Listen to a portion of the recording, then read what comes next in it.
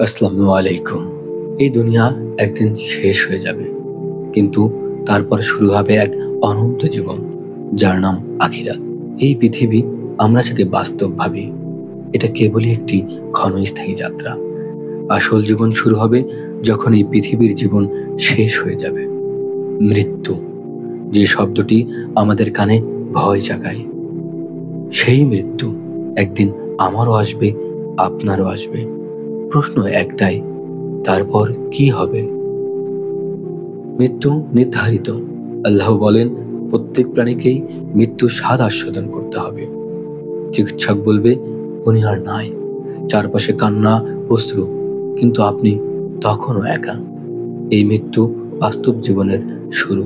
প্রিয়জনরা দাফন করবে আপনাকে, কেউ কাঁদবে, কেউ চুপচাপ দাঁড়িয়ে থাকবে, কিন্তু আপনি তখন নতুন এক জগতে প্রবেশ করছেন, যার নাম আলমে বারজাখ।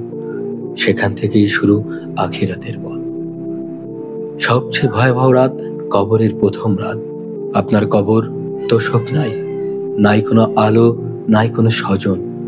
এই রাতেই আসবেন দুই ফেরেশতা, মুনকার ও নাকির। তারা জিজ্ঞাসা করবেন, তোমার রব কে? তোমার দিন কি? তোমার রাসূল কে? এই প্রশ্নের উত্তর দিতে হবে না মুখ দিয়ে, জীবনের প্রতিটি আমল সেই উত্তর হয়ে দাঁড়াবে। যদি আপনার ঈমান থাকে সুদৃঢ় আর সৎ আমল, তাহলে আপনার কবর জান্নাতের একটি বাগানে পরিণত হবে। একটি জানালা খুলে দেওয়া হবে জান্নাতের দিকে।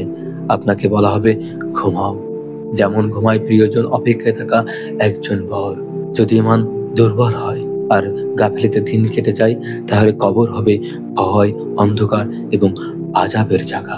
কবরের চাপ এমন হবে যেখানে হাড়গুলো একে অপরের সাথে মিশে যাবে। আজ আমরা জীবনের অনেক কিছু নিয়ে ব্যস্ত, টাকা, মোবাইল, ফলোয়ার, রিলস, গেম ইত্যাদি ইত্যাদি ইত্যাদি, কিন্তু মৃত্যুর পরে এর একটাও আমাদের সঙ্গে যাবে না। যা যাবে তাহলে ঈমান, আমল আর আল্লাহর প্রতি খাঁটি অন্তর। ভাই ও বোন, এই জীবনটা আমাদের জন্য পরীক্ষা। একদিন আমাদেরও সেই কবরের দিকে যেতে হবে। আমরা কি প্রস্তুত? এখনো সময় আছে। ফিরে আসুন আল্লাহর দিকে, যিনি ক্ষমাশীল, দয়াময়। আল্লাহ তাআলা বলেন, যে ব্যক্তি কিয়ামতের দিন হিসাব দিতে ভয় পায়, যে তার প্রবৃত্তিকে রোধ করে, জান্নাতি হবে তার আবাস। আসুন নিজের জীবনের দিকে তাকাই।